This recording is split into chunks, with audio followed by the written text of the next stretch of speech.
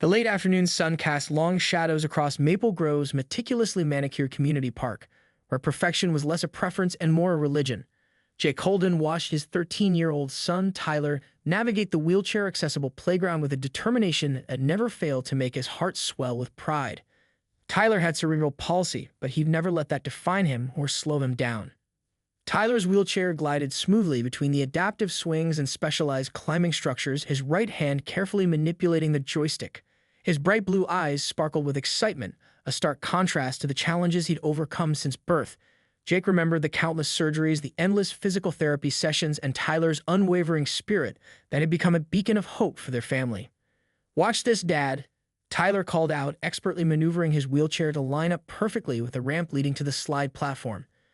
His muscle control had improved dramatically over the past year, a testament to his relentless work and the specialized therapy that had become their family's lifeline.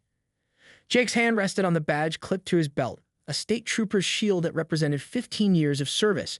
He'd seen his share of conflicts, but nothing could have prepared him for what was about to unfold on this seemingly peaceful afternoon.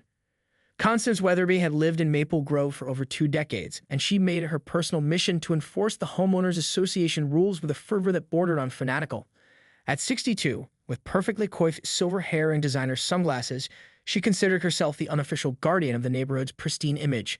Her manicured fingers gripped an industrial-strength garden sprayer filled with what she claimed was an organic pest deterrent, a weapon she used to maintain her version of order. Tyler was halfway up the ramp when Constance emerged from behind a carefully trimmed hedge. Her eyes narrowed behind those designer sunglasses, taking in the wheelchair's tracks on the freshly laid rubber surfacing. In her mind, any deviation from perfection was a personal affront. "You're making marks," she shouted, her voice shrill and accusatory. Before Jake could react, Constance raised the garden sprayer and unleashed a stream of chemical mist directly at Tyler. Time seemed to slow down. Jake's trained reflexes kicked in, but the distance between them felt impossibly long. Tyler, caught completely by surprise, turned his head as the chemical spray cascaded over him, droplets clinging to his hair, wheelchair, and adaptive clothing. The world went silent for a moment. Tyler's initial shock gave way to a look of confusion and hurt that cut through Jake like a knife. His son, who had already overcome so much, was now being treated like some kind of unwelcome intrusion. "What the hell are you doing?" Jake's voice was low, controlled, but vibrating with a barely contained fury that came from years of protecting the vulnerable. His state trooper training kicked in, each step measured and purposeful as he closed the distance between himself and Constance. Constance seemed momentarily stunned, her sprayer still raised, chemical residue dripping from its nozzle. She hadn't noticed Jake's badge, hadn't recognized the uniform of law enforcement partially concealed by his casual jacket. Tyler began coughing, the chemical spray irritating his respiratory system. Jake's primary concern was his son's safety, but the legal implications were already racing through his mind. This wasn't just a moment of neighborhood harassment. This was a potential assault on a disabled child. "Ma'am," Jake's voice was steady, professional. "You need to explain exactly what you think you're doing." Constance's perfectly maintained composure began to crack. She stammered, looking from Tyler to Jake, not yet realizing the magnitude of her mistake. The playground, moments ago a place of joy and childhood resilience, had transformed into a battleground of misguided prejudice and unchecked authority. Little did Constance know her life was about to change forever.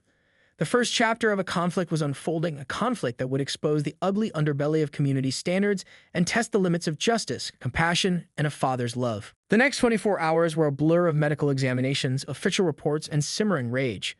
Tyler's pediatric specialist, Dr. Elena Rodriguez, carefully examined every inch of his body, meticulously documenting the chemical exposure.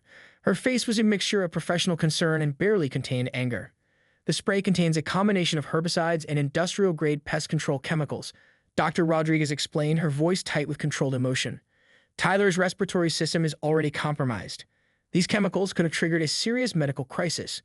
Jake sat in the sterile examination room, Tyler's hand clasped tightly in his. His son's typical resilience was overshadowed by a vulnerability that made Jake's heart ache.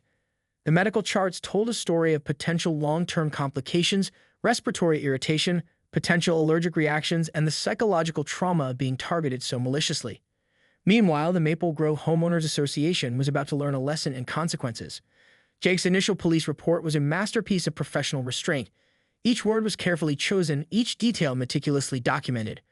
He knew how to build a case. He'd done it hundreds of times in his career as a state trooper. But this was personal. This was about his son. By noon the next day, the neighborhood was buzzing. Constance Weatherby had been served with multiple official notices. A temporary restraining order was just the beginning. Jake had contacted the HOA board, local authorities, and was preparing a comprehensive legal strategy that would make Constance wish she never touched a garden sprayer. The neighborhood grapevine worked overtime. Sarah Thompson, a local real estate agent, heard the first whispers. A state trooper's disabled son was sprayed. She repeated to her book club, her eyes wide with disbelief. Constance has really done it this time. At the HOA emergency meeting that evening, Jake sat quietly in the back of the community center's main hall. Tyler was home with his mother, carefully monitored and supported. The room was packed. Every homeowner seemed to have shown up, drawn by the scandal and the potential implications. Ward President Michael Henderson looked like he wanted to be anywhere else. He knew Jake, not personally, but by reputation. A decorated state trooper with a spotless record known for his integrity and community service. This was a public relations nightmare.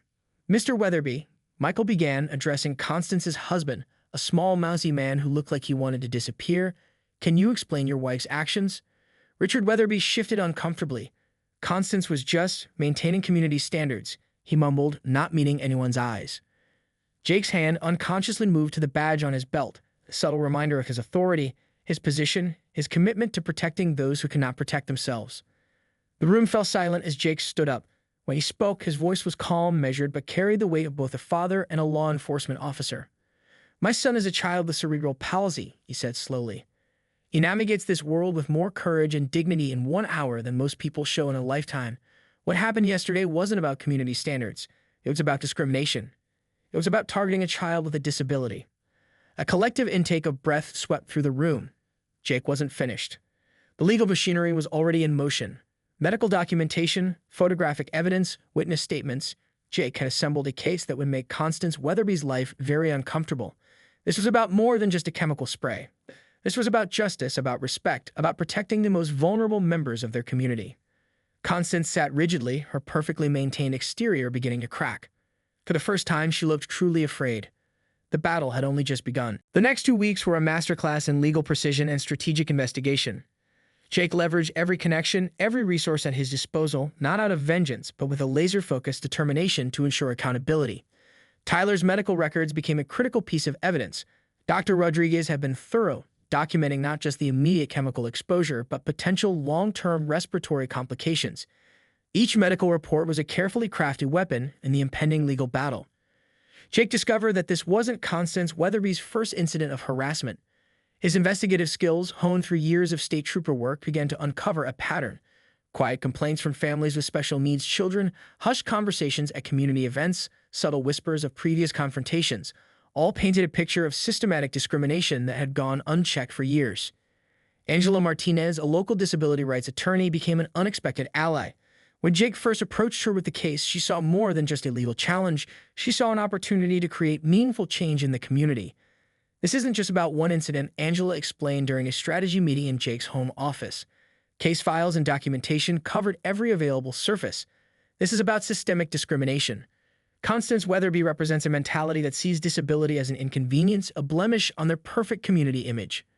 Tyler, resilient as ever, sat nearby, listening intently. His presence was a constant reminder of what was at stake.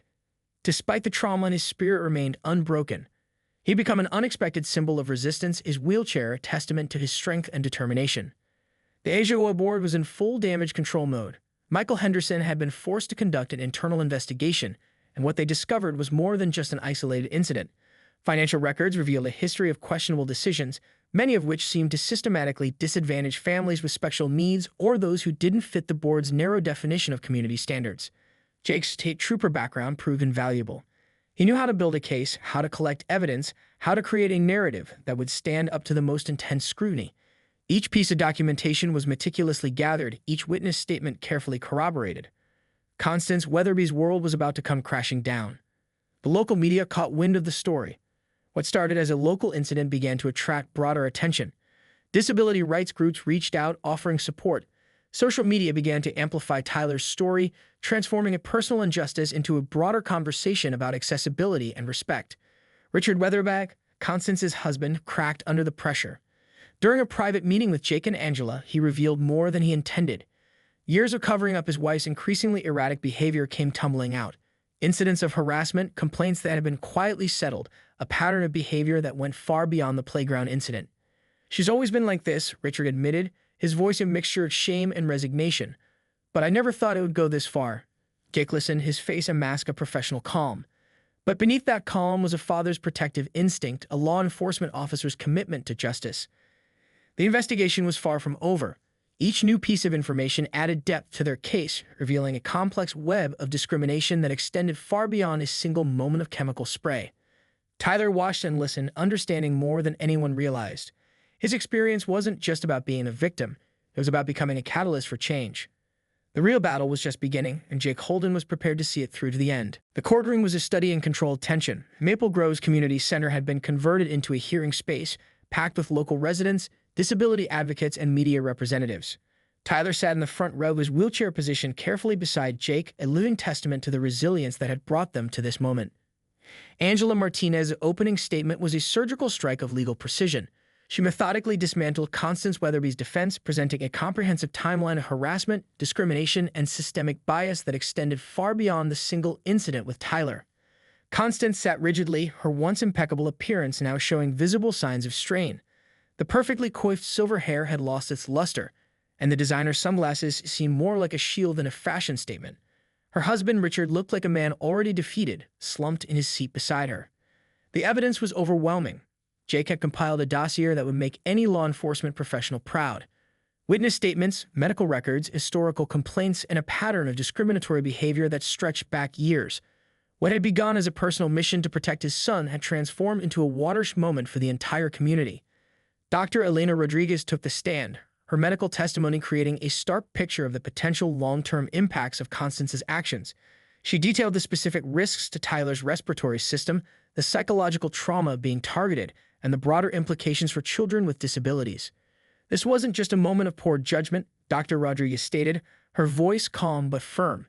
This was a deliberate act of targeting a child with a disability with potentially severe medical consequences.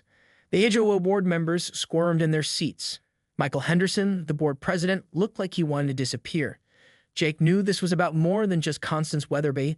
This was an indictment of an entire system that had allowed such behavior to continue unchecked. Tyler watched everything with an unexpected maturity. At 13, he understood more than most adults about the importance of this moment. His disability had never defined him, but now it was becoming a catalyst for meaningful change. As the hearing progressed, more stories emerged. Families who had previously been too afraid to speak out now came forward. A pattern of systematic discrimination began to take shape, a web of microaggressions and outright harassment that had gone unchallenged for years. Jake's strategy was brilliant in its simplicity. He wasn't just seeking punishment for Constance. He was creating a blueprint for accountability, a roadmap for how communities should protect their most vulnerable members. The turning point came unexpectedly. Richard Weatherby, pushed to his breaking point, made a decision that would change everything. During a recess, he approached Jake privately, away from his wife's watchful eyes. "I have documents," he whispered, his hands trembling slightly. "Financial records, emails, things Constance doesn't know I've kept. They prove this isn't an isolated incident." Jake's years of investigative training kicked in. He knew this could be the final piece of the puzzle, the evidence that would transform a local incident into a landmark case of community accountability. As the hearing resumed, the atmosphere was electric.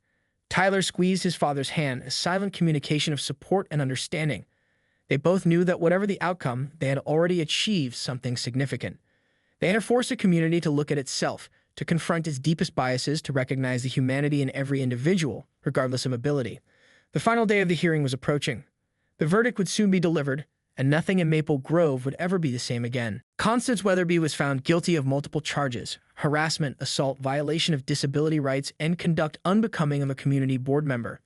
The financial penalties were substantial, over $250,000 in damages, civil fines, and compensation to Tyler and other families who had been silently suffering. But the real victory wasn't monetary, it was systemic. The Maple Grove Homeowners Association was mandated to undergo a complete restructuring. A new board would be formed with mandatory representation from families with special needs. Accessibility became more than just a buzzword, it became a fundamental requirement for all community spaces. Tyler became an unexpected hero. His courage, his resilience had sparked a movement. Local schools began implementing more comprehensive disability awareness programs. Community centers redesigned their spaces. Parents of children with disabilities found their voices, emboldened by the Holden family's stand. Richard Weatherby's additional evidence had blown the lid off years of quiet discrimination. Several board members resigned, those who remained committed to meaningful change, understanding that true community meant inclusion, not exclusion. During a press conference, Jake spoke not with anger, but with hope. This was never about revenge, he explained, Tyler sitting proudly beside him. This was about recognition. Recognition that every member of our community deserves respect, dignity, and the opportunity to participate fully. Dr. Rodriguez's medical follow-up revealed something remarkable. The stress of the incident could have triggered serious respiratory complications for Tyler. Instead, his body and his spirit had shown incredible resilience. The doctors were amazed by his strength. Angela Martinez, the disability rights attorney, used the case as a template for similar actions across the state. What had begun as a personal battle became a catalyst for broader change. Constance Weatherby's world collapsed. Her social standing was destroyed, her reputation in tatters. The garden sprayer, once a symbol of her perceived authority, became a national emblem of discrimination shared across social media platforms. 5 years later, Tyler would reflect on that summer day. Not with bitterness, but with understanding. He had learned that true strength wasn't about physical ability, but about the courage to stand up, to speak out, to transform pain into progress. The Maple Grove community was forever changed, and at the center of that change was a young man in a wheelchair and a father who would do anything to protect his son. Justice, they discovered, wasn't just about punishment. It was about understanding. It was about growth. It was about becoming better together.